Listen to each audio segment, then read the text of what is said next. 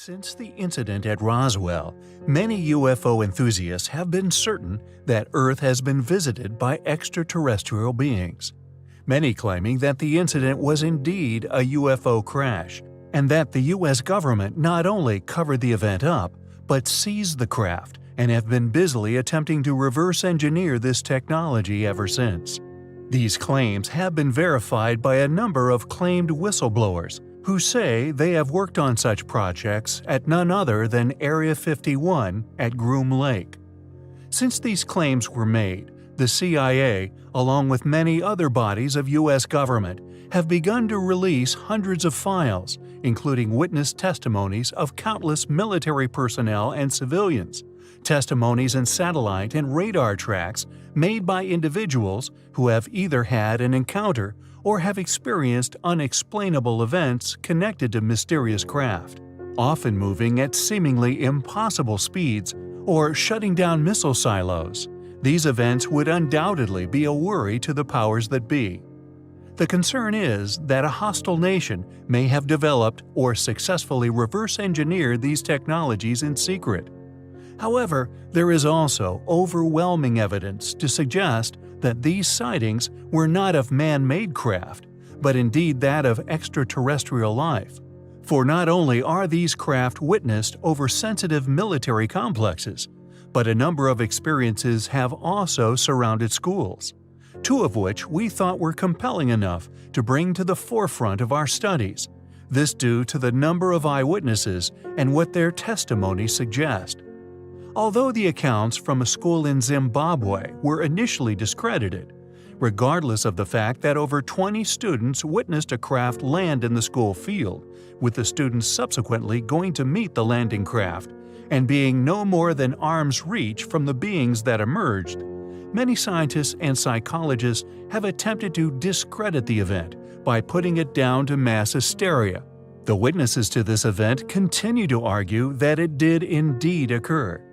Furthermore, supporting their claims, other encounters have been experienced at other schools around the globe. At approximately 11 a.m. on Wednesday, the 6th of April, 1966, students and a teacher from Westall High School in Australia reported seeing a flying object, described as a gray or silvery green saucer-shaped craft with a slight purple hue and about twice the size of a family car. According to the students, the object was descending, overflew the high school, and disappeared behind a stand of trees.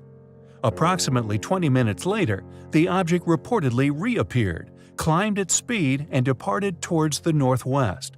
Some accounts describe the object as being pursued by 5 unidentified aircraft. Thanks to these and thousands, possibly millions of other testimonies from people of countless disciplines, the acceptance that these craft exist has been forced upon the U.S. government and other governments globally. It would seem full disclosure, rather than the trickle we see now, is not a case of if, but is now one of when. It is a pursuit of truth which we find highly compelling. The infamous Julian Assange has made comments in the past related to the announced release of many of his controversial intelligence leaks. He has now stated that there will be UFO-related materials. Recently, WikiLeaks revealed alleged compromised Department of Defense cable communications indicating that US armed forces may be in the midst of a secret war with UFOs. According to the sources that were revealed, there was an all-out alert issued by Air Force Space Command after the emergence of a large flotilla of airborne unidentified objects from the floor of the southern seas of the Antarctic. This armada of unknown objects headed toward Guadalajara, Mexico. It is said that Julian Assange has been falsely accused of sexual assault charges by authorities in Sweden, which resulted in his arrest in Great Britain. That one of his accusers, Anradine, has fled and is presently in hiding among the Palestinians is a strong indication that the charges, according to those familiar with government tactics, is a ploy to silence Assange's evidence. US warplanes are said to have been deployed to meet a massive fleet of UFOs on the 10th of June 2004, and all radar systems intensified on the inbound targets. The massive fleet supposedly then resubmerged into the Antarctic oceans. Recently, another massive emergence of the unknown objects headed toward the southern tip of South America and flew over Chile.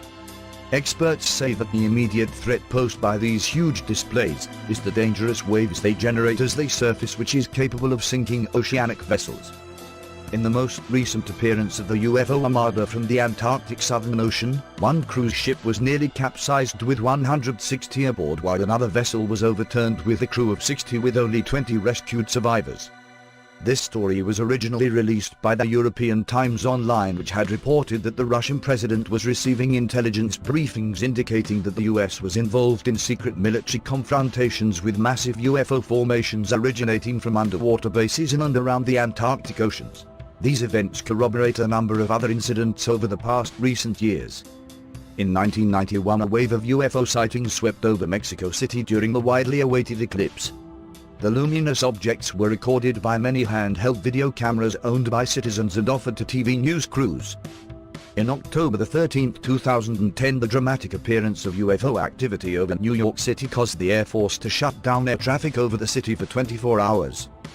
Thousands of witnesses stood spellbound as they watched UFOs in the skies over the city. Commonly known as unidentified submerged objects, USOs, there have been numerous reports over the last 4 decades of startling appearances of underwater objects suddenly emerging and harassing ships and aircraft. The late Ivan T. Sanderson, a well-known TV personality on animal behavior as well as a former intelligence officer during World War II, published more than one book on the subject, considerably ahead of his time. Friends close to him allege that he never gave up his research on USOs, and may even have been viewed as a dangerous nuisance by his former espionage employers. Sanderson contracted a rare cancer that ended his life quickly, like so many others who have been deemed inconvenient to sensitive government matters. A massive sighting of USOs terrified several people on the California coast. Police received phone calls from frightened citizens telling them of bright objects emerging from the Pacific and flying into the night sky at rapid speeds. There is a very curious and questionable history of Navy involvement and lost aircraft over the Antarctic continent that compels me to look further. I will keep you all posted. Thank you.